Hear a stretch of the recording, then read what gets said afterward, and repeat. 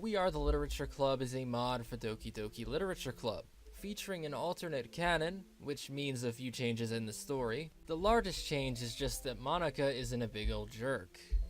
It also takes place after the original story, at roughly college age. Well, mostly. Hope you're in touch with your inner child, because this mod loves flashbacks. Yeah, we're 5 years old now. Don't know why they didn't find a way to add Natsuki to this section. They wouldn't even have had to change her sprite. This review is gonna get pretty spoiler heavy, and I'm gonna put the limit at about the halfway point in this mod's story, so Sayori and Natsuki's routes will see some spoiling, but mostly Sayori's. We Are the Literature Club is a mixed bag to say the least. It's one of the weakest that I've played, and that isn't really meant to insult it. Rather, it made me realize that there's a lot of really polished DDLC mods. This one I'd say is more mediocre. I can't say that I had a lot of fun with it on the whole, but certain pieces of this mod are quite good. So I am not exaggerating when I say it's a mixed bag. There's some very good things in it and some very bad things. Some parts are like a 7 out of 10, some are more like a 2 out of 10. Due to the inconsistent nature of the mod, I think it's necessary to quickly go into girl-specific ratings really quick and just rate their routes in general. So we'll be going through them in reverse chronological order. Monika's route came last and was by far the least notable of all the routes, being kind of barren and short compared to the rest. In general, I would say it was just slightly good. It was kinda enjoyable. It also had a good writing consistency to it, unlike Sayori and Natsuki's sections, so I'm gonna give it a 5.5 out of 10. Yuri comes second last. Yuri, now, I'm not a Yuri kinda guy, but her route was probably the best I've ever seen for her, and easily the best route in the mod, like an 8, if not an 8.5.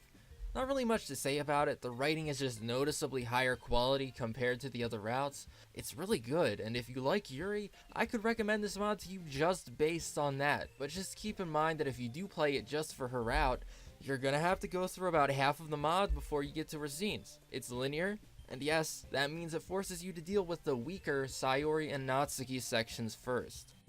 So, speaking of Natsuki, if you're a Natsuki fan, if you're a member of the infamous Natsuki gang, I wouldn't really bother with this mod. I would give this route a 3 at best. I don't like being that guy that criticizes things harshly, but it just really isn't good. An interesting dynamic between these two is like, Yuri got next to no new graphical stuff, and the writing she got was amazing, and the opposite is true of Natsuki. Horrible writing, lots of new graphical stuff. I'll go more into the writing in this section later on, but in short, the best part of Natsuki's section is, it's her new sprites. Like the look, wow, it's my waifu in a pair of pajamas. Nothing else here is really that good though.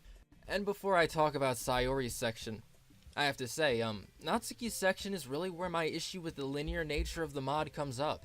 It means that I can't just give this mod a 6 or 7 out of 10 with an asterisk saying, pretend that best girl does not exist. Another issue with the linear approach is that they gave everyone the exact same scenes as well, which is just kinda weird. Someone that is actively into Yuri and pursuing her is gonna get the exact same content, except maybe one scene or 2 or 3 pieces of dialogue. Then someone that is like really into Sayori? Come on. I almost have to say, like, why even have the choice? Why does each girl have a choice to be like, oh, I'm romantically into her, if you just get like 2 pieces of dialogue for it? That's a waste. 4 choices? And you still get all the other choices if you pick Sayori first. What a waste. And a mod being linear and all that is not bad on its own. If the mod had better writing, I could definitely look past its linearness, but it just comes off as a weakness due to how weak the writing can be at times, and how you just have to slog through it. Especially since there's like a meta storyline unfolding about the literature club itself, so skipping through any one section would hurt your understanding of the story. Finally, we get to Sayori's route, which is a more middling one. I would give it like a 6.5. Definitely better than Monika's, but it has its own share of issues too. Speaking of Sayori, I would recommend the mod if you like her character, but if you happen to like Sayori romantically, I would skip out on this mod because most of her characterization is at a time when she's below the age of 10. So, yeah, doesn't hurt to try it though. The mod, I mean, don't be weird. The mod's free and it has some good parts. Okay, let's talk about how We Are the Literature Club handles itself. It's very unique, I'll give it that. For example, the strongest sources of conflict and tension found in the story are introduced at the very beginning, and these conflicts are also dealt with in the very beginning. If you look up a standard story arc, a normal story arc, you'll find that usually around the halfway point or the three-quarters point, we hit a zenith of tension and drama, and after that, we find a resolution. This is more like what We Are the Literature Club's story arc looks like. It's not the worst thing it could be, but you'll notice that it really burns itself out about halfway through. And then there's just nothing tense for the last half of the mod. In practice, this kinda sucks. It starts out by being very tense and dramatic before the player has a chance to get invested in the story, and then by the point that the player is invested, it's done. No more conflict. You'll notice that near the end of the chart there's a few increases in tension, like very small bumps. This usually indicates something that could have developed into a conflict, but doesn't. So for the sake of fairness, there are things that could have developed into conflicts, but for whatever reason they just chose not to do it. At times, it feels like the mod is deliberately trying to bait the player into thinking that there's gonna be more conflict and tension, but it just doesn't do it. It's just such an odd way to do conflict, in my opinion, that flipping it around might actually result in an improvement in pacing, and it would better resemble a normal way to do a story. But let's talk about this beginning in a bit more detail. It begins at the end of Act 1 of DDLC, when the protag walks in on, well, you know. That's when things go off the rails and we diverge from the original story. Without going into too much detail, this entire part has good elements to it, but its flaws definitely hold it back. I could tell you a lot by just going back to this image. Let me tell you, dealing with a suicide, a separation arc, and childhood anxiety all in the first 25 minutes is a bit exhausting. There is a pretty bad pacing problem here, that is for sure. But the core of Sayori's route is good. I'd say her section had the most potential of them all, but it's so hindered by bad choices. And that's We Are the Literature Club in a nutshell. That's what I want you to expect if you play it. It's a mod with a lot of potential, a lot of good elements in it, but ultimately it's dragged down by some really bad choices. The first bad choice, in my opinion, is right as the story begins. So this is the sequence that sets the tone of the story. Game starts. The protagonist is faced with the suicide of Sayori. As the protag is going through the no doubt horrible, unimaginable trauma of walking in on this, I'll give you some of the dialogue that the protag has. Ahem. How? Why? This isn't real. No, this is all wrong. Sayori, I'm so sorry. Please don't do this. Don't let our story end here. At least, not like this. Fair enough, I have no issues with this sort of stuff. It sorta does resemble how a person would act in this situation. It's good enough, okay? Let's continue. Then we're put into flashback land. And to keep things consistent here, let's skip the sentimental flashback stuff. I recognize that it's very endearing, but for the sake of continuity here, let's just stick with this first level flashback and not go any deeper. After those flashbacks, the protag continues.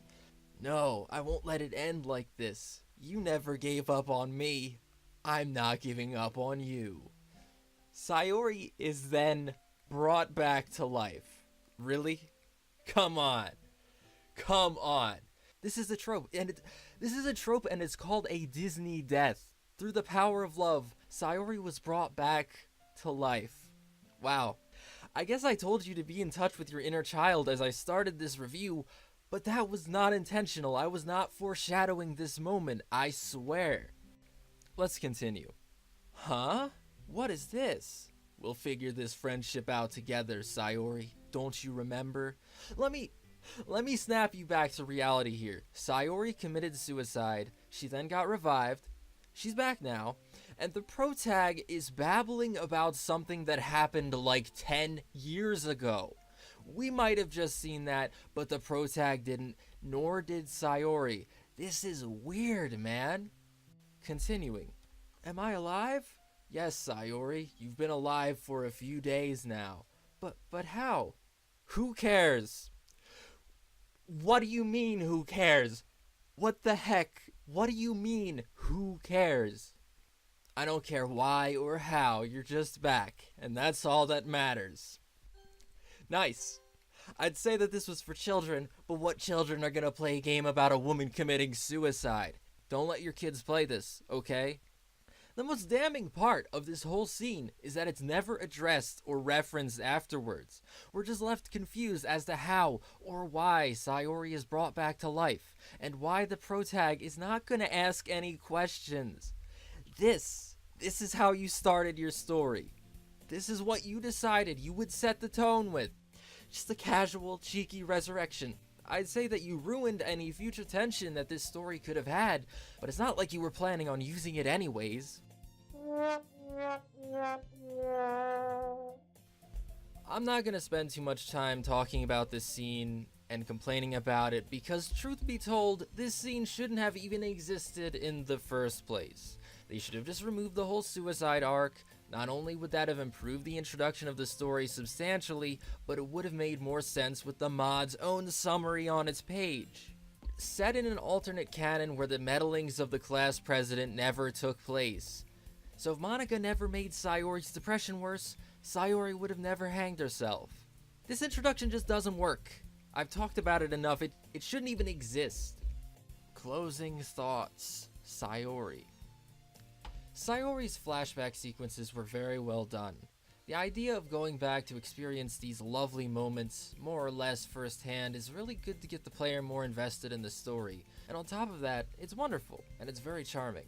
But this good idea, which was in itself executed pretty well, was ruined by really bad pacing.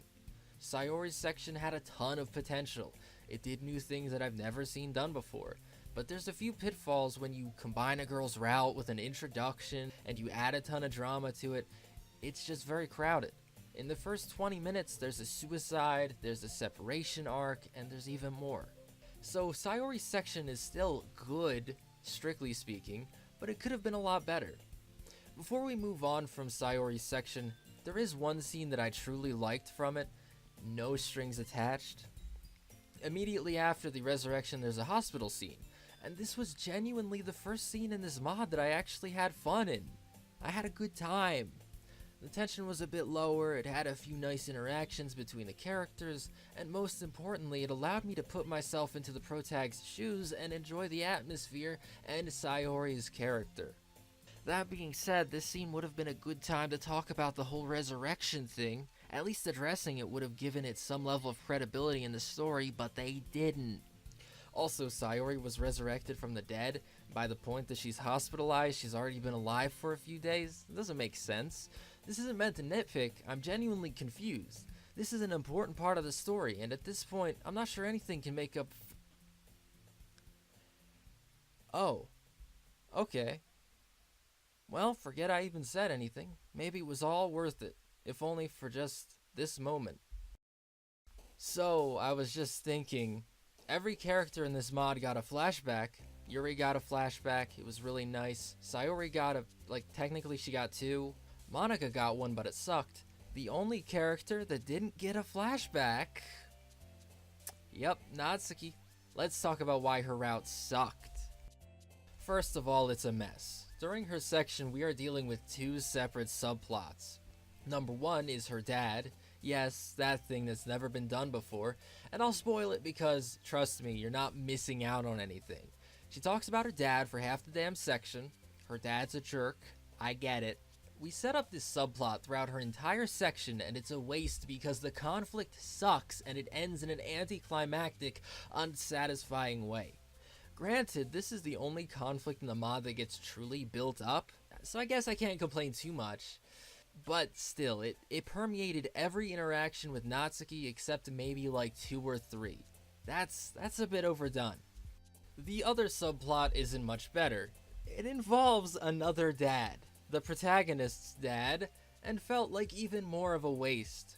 It leads up to the cool reuniting scene where you get to see all the girls again for the first time, and it's this cool reintroduction, but this subplot exists entirely to spoil that reintroduction by drilling it into your head that it's going to happen, when it could have just been hinted at once or twice and the rest could have happened behind the scenes. It really is weird to think that We Are the Literature Club spent time and effort on spoiling one of its own twists. I do think that this subplot was a good idea, but it would have benefited by being way shorter and much more subtle. By the way, the MC's dad is either Dad of the Year or the weirdest man on earth because he tracks down his son's old high school friends for him and arranged for them to meet with him, all without being asked to. That's, thanks. Thanks, Dad. Back to my main complaint here. Natsuki's scenes are hectic, crowded, limited in scope, and generally just not very good. She doesn't have any proper scenes that are endearing or cute, and those that were close to it got ruined in some way. Her section feels more devoted to dads than it does to her. Just call this the dad section with a little bit of Natsuki thrown in too, but the only thing she talks about is her dad. On a more serious note, throughout her route, she does like 3 things. She cries about her dad, she does something very weird, or she wastes the player's time. Thinking back, the only interactions I remember fondly from this entire section are from the beginning of it, before the 2 subplots are introduced. But I'll give you an example of a scene that really pissed me off from her section, and I'll give you her second most disappointing scene. Because the most disappointing one, I'm just not gonna do it. I would lose my mind if I talked about the cracker scene. I'm not gonna talk about the cracker scene, I will lose my mind. Anyways, there's a pool scene with Natsuki. I say that, and even as I say it, I feel a little bit of dread in my stomach. The protag and Natsuki go to a pool together, on their own. Sounds good, right? The setup to this event is pretty substantial. A bare minimum of 22 pieces of dialogue over like 3 scenes discusses and leads up to it.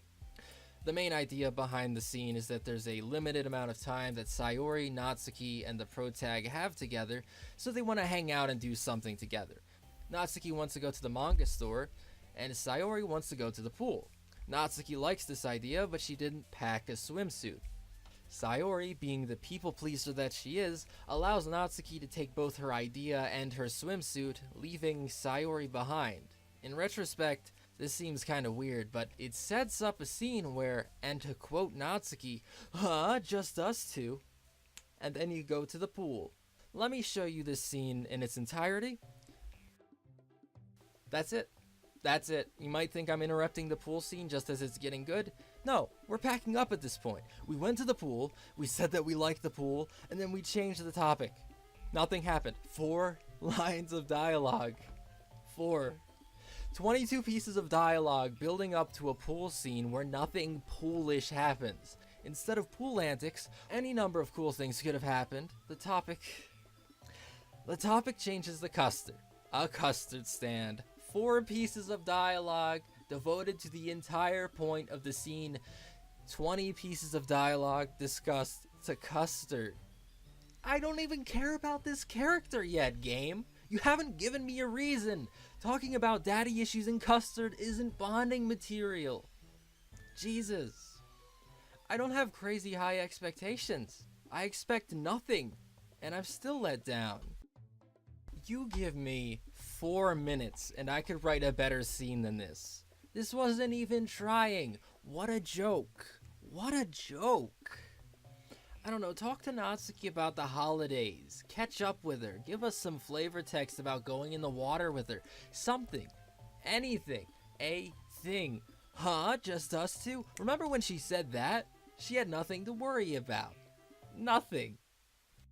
So, in closing, between juggling 2 side plots during the Natsuki route, both of which sorta sucked, it was spread so thin that it just felt wasted. And outside of this pool scene, this abysmal scene, there was no one-on-one interactions with Natsuki that didn't devolve into daddy issues. So, outside of this one singular bad scene, nothing really happened outside of setting up for a conflict that sucked. It's just dad complaining. It's her dad, and how her dad sucks. All of this devoted to the dad conflict, the grand conflict that amounts to her dad screaming at her from inside of his house, grabbing her by the arm lightly, and then fleeing back into his house when things don't go his way. That is it. I just spoiled it for you. Congratulations. So when I say things drag this mod down, I'm not kidding. Closing thoughts. This mod it's still okay. It's mediocre, all in all. But in general, I don't like spoiling too far into any story, so that just leaves me with the first half to talk about at any detail. Yuri is good in this, Sayori and Monika are mediocre, Natsuki was awful. Most of the characters felt a little bit off at times, especially Sayori acted a bit weird, but you could just explain that by the fact that, things have happened, time has passed, she's in college now, also she's been revived from the dead. Things change, I could go into the more minor issues, but I don't think I have to. Just keep in mind that there's the typical mod issues. You've got minor modding errors, like dialogue being given to the wrong character, some spelling errors, some grammar issues, nothing too fancy. What really ended up hurting this mod for me was the lack of consistency in writing, the linear nature mixed with a girl having such a poor route, and the pacing just being very odd. One other issue that bugged me is that every interjection in this mod is either huh or hee hee. And we thought Michael Jackson was gone from this earth forever. Little did we know, a little part of him lives on in young Sayori. The joke is because Michael Jackson said hee hee a lot. That's the joke, that's it, that's the whole thing. I'm not a clever man. In closing, for real this time, this mod isn't bad. A 5 out of 10 isn't bad. Someone has to have it. It has some really nice, what I think are original assets and art, which mix into the aesthetic fairly well. It also does well to have some different settings and new or different ideas, like flashbacks. But it certainly has some issues that shouldn't have made it into a full release like this. I'll give this mod one thing. It was really interesting.